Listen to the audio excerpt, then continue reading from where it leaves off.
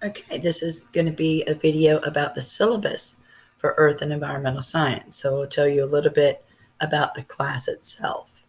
Right, so this is a homepage for Canvas, and you can find the class syllabus right here on the homepage just by clicking on that link. Right now, anytime you do a PDF, click on a link and it is a PDF for which you'll see right up here. A PDF for Earth Science or for any time you do a PDF. You can always increase and decrease the size of the PDF, right? Over here in the lower right-hand corner. So I'm going to make it larger so we can see everything on the syllabus. Right, so hopefully you can see that in the video okay. All right, so this is Earth and Environmental Science. Generally, I just call it Earth Science.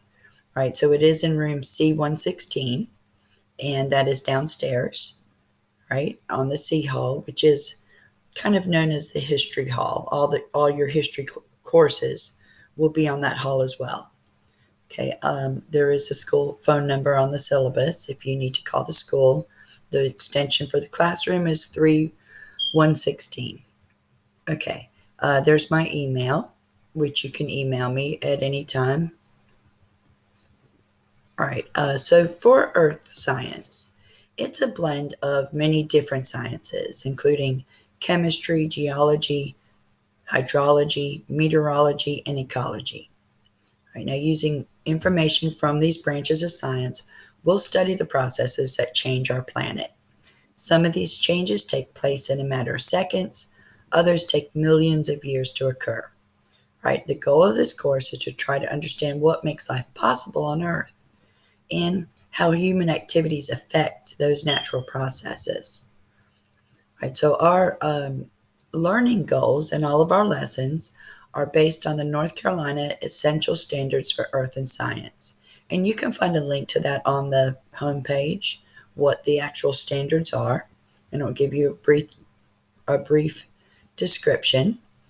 These are our units that we'll be doing in our science. Scientific measurements will take us about 2 weeks to get through that, maybe a little bit longer this semester with the remote and Canvas and adjusting, right? And then we'll begin on Earth's place in space. All right, so that's where we're looking at the astronomy part of science, of Earth science. Okay, then we'll move on to the atmosphere, global climate change, the hydrosphere, that's like the water cycle stuff, plate tectonics, rocks and soils, and then we'll end with the biosphere. Okay, there is a textbook for the course. I'm not going to assign the textbook out unless you want the textbook for some reason. And then we can assign a book specifically to you. Okay, there is a science fee. This is a science course, and we will be doing labs. And so there is a $5 science fee to help pay for those materials. You can just pay the fee when you pay the school fees. Okay, so the materials that are required for this course, you do need at least a section of a 3-ring binder that is dedicated to Earth science. You'll need notebook paper, pencils, pens, a basic calculator for when we're doing math, which you can probably use your cell phone, the calculator on your cell phone. That'll be fine. So you don't need to go out and purchase a calculator. A ruler with a metric scale. We will be doing measurements at times, and we can't share class supplies. So when we're doing labs, we'll be wearing gloves and stuff. But if we need it for another time to make a graph or something, you'll need a ruler for then. You'll also need earbuds. Now, when we're in class, we're not going to be spending much time at all on the computer. But you're on the computer 3 days a week is how I see it. And so when we're in class, we're going to be doing labs and the activities and more one-on-one discussions type stuff. But there might be times where I can't be in class. For example, like if I come in and my temperature is above 101, then I have to go home. So at that point, somebody will be covering the class, and they're going to put you on Canvas. So you'll need earbuds then to listen to the videos that are with the lessons and that type of thing. So you do want your own earbuds. You don't want to be using the schools. In fact, you can't really at this point. All right. You can buy the earbuds at Walmart. They're not that much. You can find them for like $6 at Walmart. Okay. And then because we can't share classroom supplies, you should have some colored pencils, colored markers, scissors, and glue sticks for when we do some of the activities and the projects. Okay. And those are just general school materials. You don't need them specifically for this class, just for school in general. Okay. So the wish list, if liquid ivory hand soap, not really required there. Lysol cleaning spray or Clorox wipes. I don't know if you guys can find them, but if you have some access to those, I would really appreciate them. Kleenex, and paper towels, Band-Aids. Those are things that we always use in class, and it's up to me to supply them. So any help you can provide with that would be greatly appreciated. Okay, so for our exam, in high school, we have the North Carolina final exam called NCFEs. Now, they did away with that as far as we know. They ended that. And so now there will still be some type of exam. Now, it may be a county-made benchmark exam, or it may be a teacher-made exam, but there will be some type of exam. My guess it will probably be a county benchmark exam.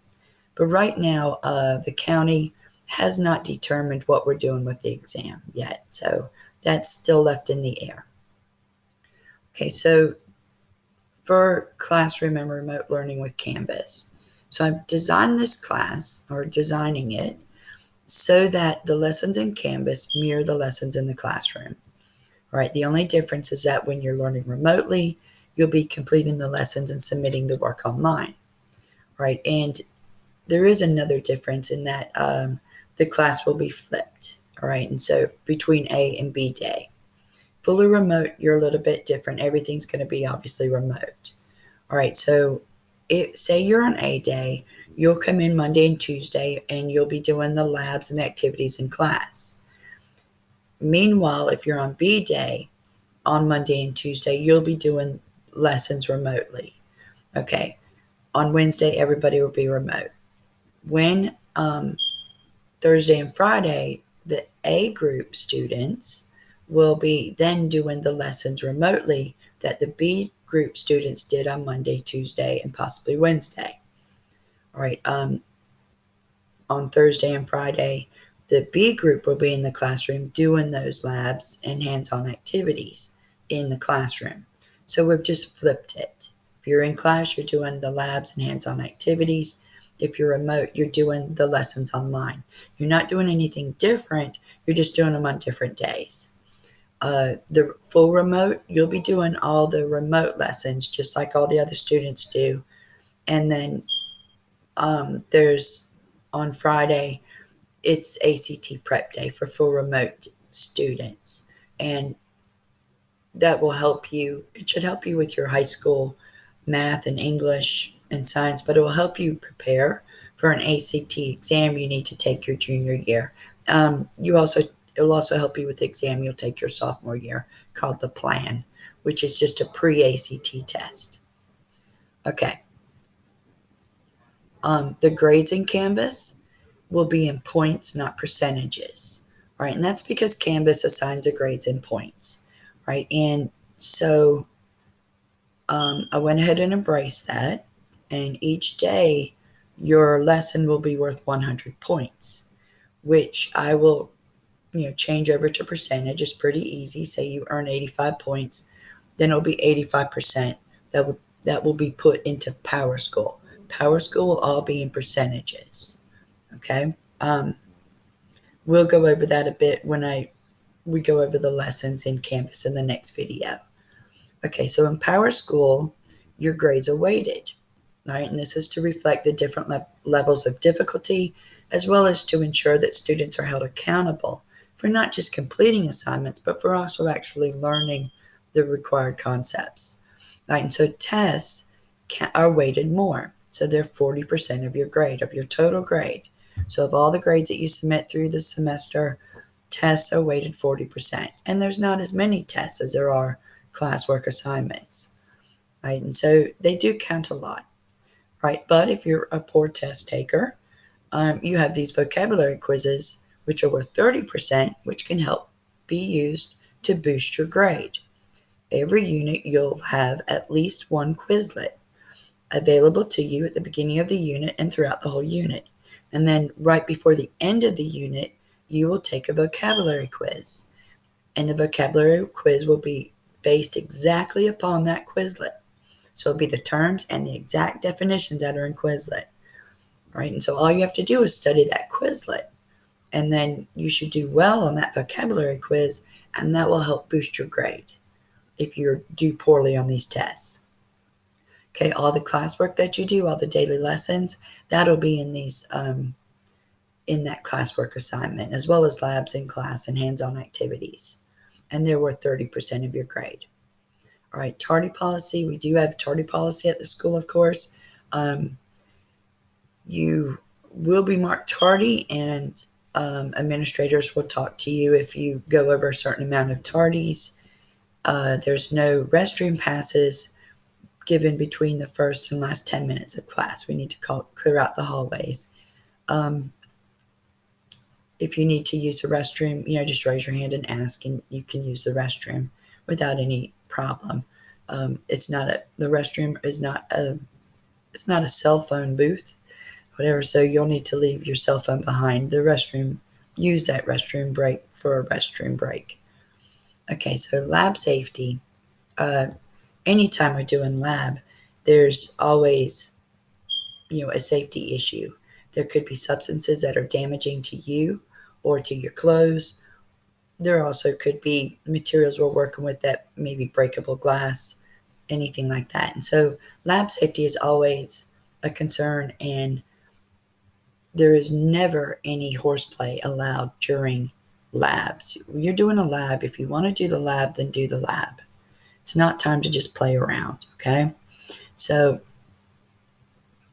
anytime if you are playing around during the lab, you're going to be pulled from that lab because that becomes a safety issue, and you're going to be given an alternative assignment. All right. Another thing with this COVID going on, we also need to be concerned about, touching supplies and stuff that other students have touched. And so you will be in full, what's called PPE, personal protective equipment.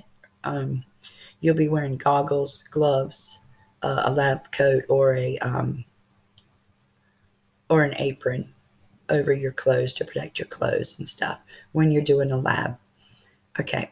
And of course you'll be wearing your mask. All right. And so that is also another thing added to the lab safety. All right. So the cell phone policy, you're not to be using your phone for like just random texting or listening to music or anything like that during class, but we may be using it during class as stopwatches, or like our first day, we're going to be, the A students will be using theirs to access Canvas. So there will be times that we're using the cell phone in class. Other times you need to not be using that. The focus needs to be on the class, right? And so if I may ask you just to put your phone away or put it down, and if that becomes a problem, if you seem to have trouble doing that, then I'll take the phone and just put it up in my desk until the end of class, and you get it back at the end of class. If you argue about it, then it starts becoming a different issue. Okay, so class rules. The number one priority this semester is health and safety, your health and safety and my health and safety. Unless you're on A day, you haven't seen me yet. And I am with the student teachers that retired last year. Currently, I'm pretty sure I'm the oldest teacher in the class, in the building. And I also take care of my mother and my brother, who are both disabled and have underlying conditions that puts them at an extremely high risk. And with my age, I'm also at a high risk category for this COVID. And so I'm asking that masks are worn at all times in the classroom. That is a school rule, but I am going to be very, strict about that with the mask being worn at all times. Um, our goal this year is to keep Miss Kubi alive. Okay. All right. So we're also going to follow hand draws and procedures. We're very fortunate being in a science classroom that we have so many sinks. So that shouldn't be an issue. And we also have the uh, antibacterial or whatever, the hand sanitizer up at the front of the classroom. Okay, so there's no food or drink in the classroom. We'll be eating lunch upstairs in a different classroom, and that's to protect me. Um, we, you're eating in the classroom. This virus is spread through the air, and so when you're removing your mask and eating and talking and using your cell phone and stuff, if you have been exposed to COVID and have it, then it's being spread throughout the air at that time when you have your mask off. And so if we were down in the classroom, then that affects the classroom. So we're going to go up to a different classroom just for eating, and then we'll come back to class afterwards. Okay, clean up after yourself is always a general rule in class. And then just be respectful and try to minimize disruptions to the class. All right, so consequences for anything.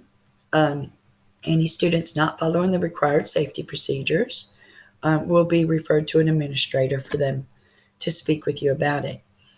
Disruptive class behavior will result in parent contact. The first time, of course, I'll ask you just to stop the behavior. And if it stops there, then we're good. That should be it. But if it continues, then it'll result in parent contact. And if it still continues, then it will be a referral to the office. All right.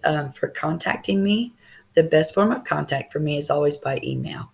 However, if you have questions about lessons and stuff, like I said in that previous video, when you're submitting attendance, you can put a question in there as well.